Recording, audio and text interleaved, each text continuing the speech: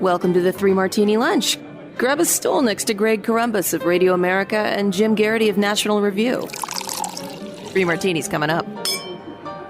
Hey, so glad you're with us for the Friday edition of the Three Martini Lunch. We have good, bad, and crazy martinis for you today. Everything from an update on the deportations of criminal illegals to some concerning thoughts from one of those tech giants that Joe Biden would refer to as an oligarch, and some curious comments about the 2024 election and more from former President Barack Obama all ahead. But let's first of all start with our usual shout out, as we do each year, to those braving the colder temperatures on the National Mall and beyond at the March for Life, the annual March for Life that coincides with the anniversary of the Roe v. Wade decision in 1973. But some good news this year. Just yesterday, President Trump pardoning the 23 pro-life protesters who had been prosecuted and sentenced by Joe Biden's Justice Department for peacefully protesting outside of abortion clinics. Perhaps they stood in the way, but they certainly, I don't think that there was any violent confrontations on any of them. Trump calling it ridiculous. Also, the House yesterday passing the Born Alive Infant Protection Act. The Senate, unfortunately, filibustered it a day earlier. But again, thanks to all of those who keep pushing forward in the pro-life movement.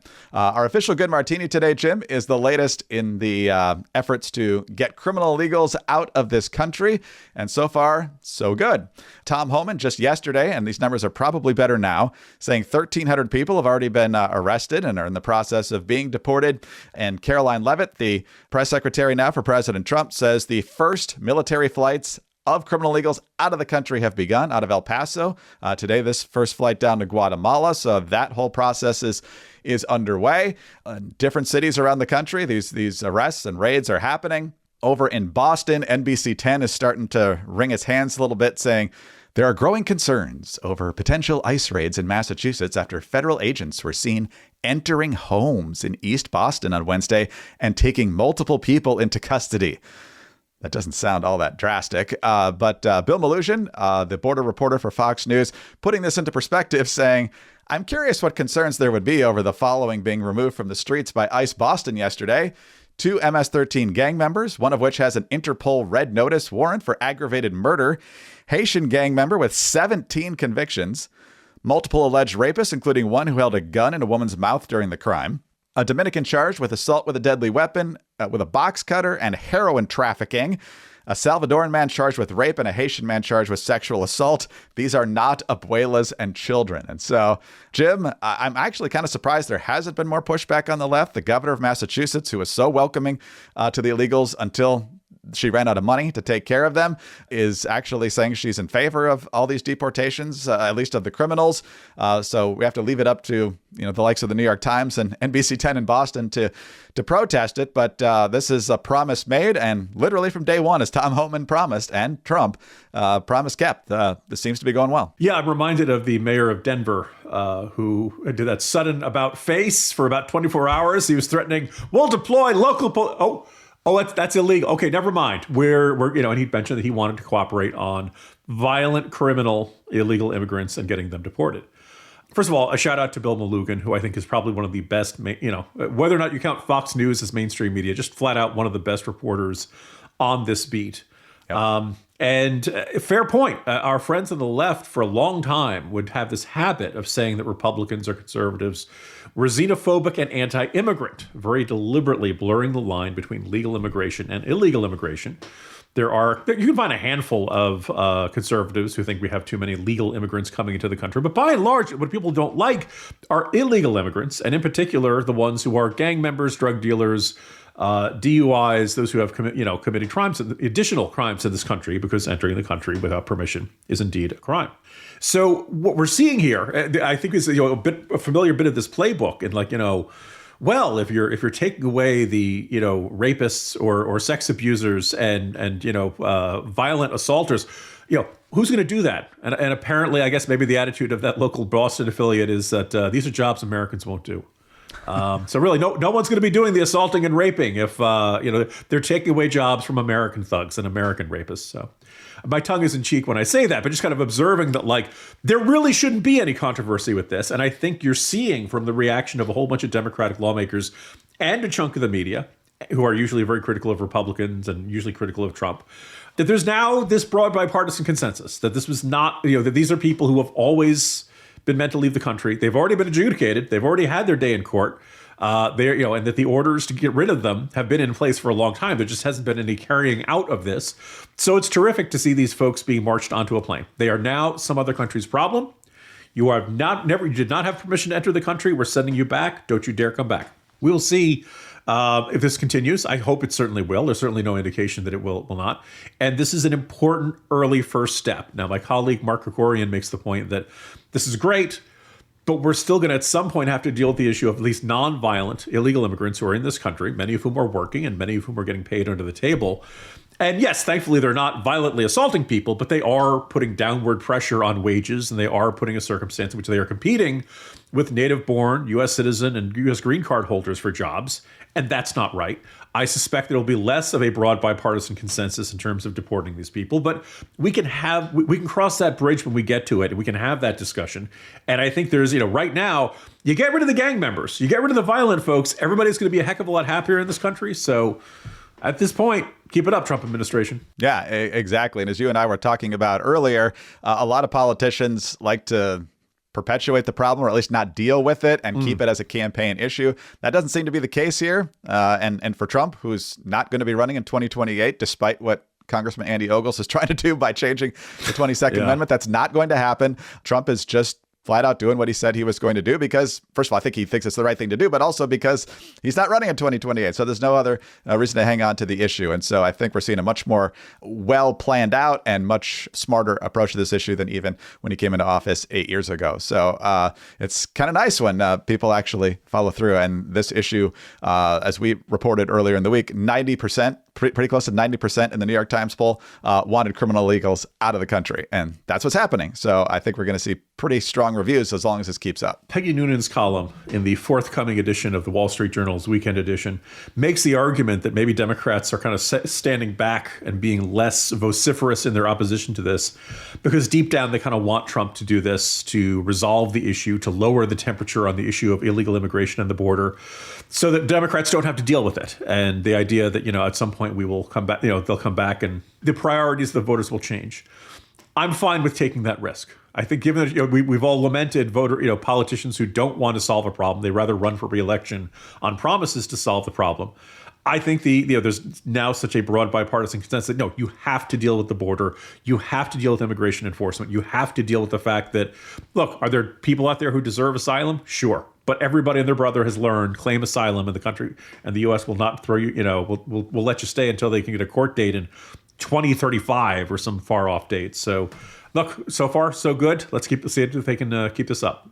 Yeah, exactly. Plus changing policies to remain in Mexico, immediate deportation if you don't have, the right situation coming across the border. So I think our numbers at the southern border coming in are going to improve drastically as well. At least I hope so. So a lot to keep watching there. It's only the first week. Amazingly, it's only been 4 days since Trump took office, but a lot has happened here. All right, Jim, on to our bad martini now. And for this, we take a look at some of those high-tech leaders, the visionaries in some ways, but also, as Joe Biden would say, oligarchs who are gobbling up all the power in America. But when you look at what Elon Musk has done with innovation, SpaceX, and potentially Neuralink and all this other stuff, a lot of these people are on the cutting edge. But sometimes that's not necessarily a good thing. The other day, Trump was at the White House. When we talked about it when he was talking about TikTok, but he was there to announce a $500 billion AI infrastructure deal with Larry Ellison from Oracle and two other high-tech world figures. Well, Larry Ellison was talking about cancer mRNA vaccines and that sort of thing. It's a comment he made last year at Oracle's annual meeting that has got some people raising their eyebrows, which basically amounts to a surveillance state. And he thinks that's awesome. The police will be on their best behavior because we're constantly watching and recording everything that's going on. Citizens will be on their best behavior because we're constantly recording and reporting everything that's going on. And we're using AI to monitor the video. So if that altercation that occurred in Memphis, the chief of police would be immediately notified. It's not people that are looking at those cameras. It's AI that's looking at the camera. There's obviously value in cameras, police body cams. We see that settling a lot of disputes over what actually happened in different altercations and so forth. We see obviously cameras on streets and in public places and so forth. But recording everything and reporting everything, Jim, that might sound like a dream to Larry Ellison. Sounds like a nightmare to Americans who love whatever freedom they've got left right now. Yeah. So, Mr. Ellison, you're undoubtedly a very bright and successful person. But can you think of any particular reason we have cops wear body cameras and we don't require that for the rest of the citizen, and why we might want video evidence of their action, what they did and what they didn't do? Could it have anything to do with the power that police have to restrict your freedoms and, in extraordinary circumstances, use deadly force? Think maybe that's why we need that recording and it's different? And like I said, look, Larry Ellison has done great things in life, but in politics, you really shouldn't take anybody and put them up on a pedestal. Ellison's talk about the power of AI, he might be completely right about that. And I'll have a point in a second about AI and Elon Musk in a moment or two. But just observing, like, even your favorite people can make mistakes. Even your favorite people can see it wrong sometimes. Way back in the day, I gave one of my all-time favorite lawmakers, former Louisiana Governor Bobby Jindal, grief about film credits, that they wanted to bring, film productions to Louisiana. These things never pay off. They always, in terms of tax revenue, the jobs they create are temporary. Maybe a place like Georgia or Vancouver that's managed to create a sustained film production industry in the state, it pays off. But for everybody else, it just turned into this, bidding war of who could get Hollywood to move their movies there.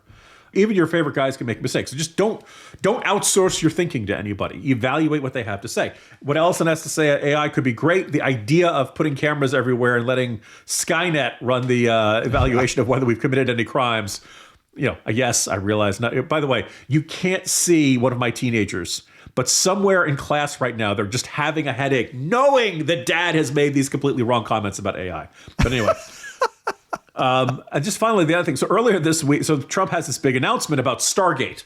And I don't know about you, Greg, but the moment I heard that, I was like, finally, we're revealing that the U.S. Air Force has portals that go through space and contact with aliens, and the pyramids, but based on the movie series and the TV series. No, Stargate is like this massive AI project, and it's going to have like $500 billion. And they're building data centers in Texas, and it's going to be this fantastic jobs program. I'm not going to pretend to have enough knowledge to know whether Stargate is terrific or not, other than my disappointment that it doesn't involve aliens. But with that said, Elon Musk just came out and said, SoftBank, they don't have the money. Like, this is never going to... And he basically peed all over it on Twitter or X. Now, again, Elon Musk is a very bright guy. Maybe he's right. Maybe he's not. SoftBank certainly sounds like they had confidence that they have the funding to do this. It's just a very revealing lesson that, like, when somebody is the richest man in the world and, parallel parks rockets for a living and all this other stuff, not always a team player. And I hope that Elon and Donald have a great relationship and he remains the first buddy. But I think if you want to have a role in administration, and Musk is on the DOGE, the Department of Government Efficiency, you kind of have to not blurt out what you think about everything. And if the boss signs off on something you don't like, you can give them your advice behind closed doors, but you really can't jump onto the social media platform that you own and say, this is a terrible idea. This is never going to work. What a bunch of idiots these guys are. Like, that's all the oars aren't pulling in the same direction when you do that kind of stuff. So yeah, that's the downside of working with these big tech CEOs. They just they're used to being able to say whatever they want, and sometimes that's not always exactly the easiest course for an administration. Yeah, the more you publicly disagree with Trump, I don't know what your history is, Jim, in observing all this stuff, but usually it doesn't go well for you. Correct. Yes. Ask John Bolton how's it going for him. Or Mike Pompeo. Dodging Iranian assassins. Yes. So I'm sure you've seen the meme or the gif of Elon next to Barron at the inauguration, where Elon is clapping and giving his thumbs up. He's all excited, and Barron is very soberly clapping. I think it was maybe about going to Mars or that particular moment in the speech. And my favorite meme was the company executive who just closed the $400 million deal and the engineer who has 7 days to create a technology that doesn't exist yet. So I want a buddy cop movie with Barron and Elon, mismatched, one's by the book, the other one's a wild maverick, and Bertrand Riggs, Exactly. All right. A lot to chew on there. We'll see where the Trump-Elon relationship goes from here. All right, Jim, on to our final martini, our crazy martini. Barack Obama, we've seen a lot of them last few weeks. He was at the Carter funeral, yucking it up with Trump. He was at the inauguration, of course, earlier this week. And now he is at the Democracy Forum, speaking on the south side of Chicago, where his presidential library still isn't done yet. I don't know what's happening with that, and I really don't have any intention of ever visiting it, but it seems like it's taking a long time. Nonetheless, that's not the point of our martini. So he's talking about democracy and specifically pluralism, the idea that you have to build coalitions to win elections, which is true, although his speech was peppered with divisive rhetoric about race and sex and LGBT and all that stuff. And so, first of all, and these are two quotes mashed together.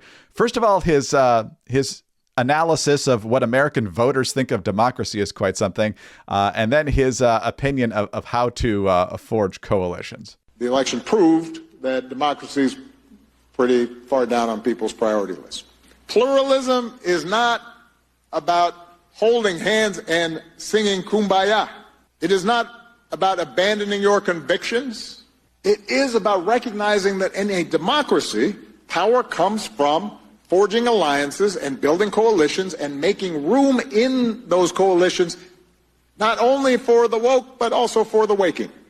So that's his vision of it developing on the left. Of course, you do need to build enough of a team to get over the finish line to win elections and potentially get stuff done. But Jim, that first line about, well, I guess people didn't care enough about democracy when they went to go vote, which basically means we didn't buy the Democratic hysteria about this issue, but he can't admit that. So I also noticed that little categorization in which you're either woke or awakening. So there's a really, like, either you're in agreement with them or you will someday be in agreement with them. You're in some sort of process of transition that is inevitable, and that's kind of condescending and arrogant. And I don't think that. I mean, kind of what we've come to be used to from Obama. Look, some of his advice in there for the Democratic Party was fine. I just kind of could do without every time he says, "America, I'm so disappointed in you." And we've heard this from him so many times. I kind of want to just check in on Barack Obama. I just want to say to him, "How you doing?" Or maybe just could you be any more condescending and arrogant and disappointed in us? You know, you notice there was not a lot of applause to that whole speech he gave there, Greg. I think it went over like a smelly cat. You know, just what are they feeding you? True. I mean, there was one person that you could hear just like, and if he just goes again and tries to tell us by not voting for the candidate he preferred, we've somehow failed democracy. I don't know how you react, Greg. I just want to say, like, oh my God. That's just kind of the reaction I have. I can't listen to Barack Obama anymore. I gotta step away. Barack, I'm sorry, we're on a break. Yes, I think that's true. And one of the central perks of him not being president is that is that we don't have to listen to him every day like we used to for 8 years. And so it's nice to not have to do that more than once or twice a year, because usually at some of these funerals and inauguration, we just see him. We don't have to listen to him because the condescending tone and so forth. It's just a tired act. Sorry. I don't know what happened there. Either way, you and I might be fed up with them. But the good news is I understand Barack Obama's been spending a lot of time with close friends. That's the word. Yep. Anyway, Jim, have a great weekend. We'll see you on Monday. See you Monday, Greg. Jim Garrity, National Review. I'm Greg Corombos of Radio America. Thanks so much for being with us today. Please subscribe to the podcast if you don't already. Tell your friends about us as well. Thanks also for your 5-star ratings and your kind reviews. Please keep those coming. Get us on your home devices. All you have to say is play 3 Martini Lunch podcast. Follow us both on X. He's at Jim Garrity. I'm at Greg Corombos. That is a change, at Greg Corombos. And join us again on Monday for the next 3 Martini Lunch.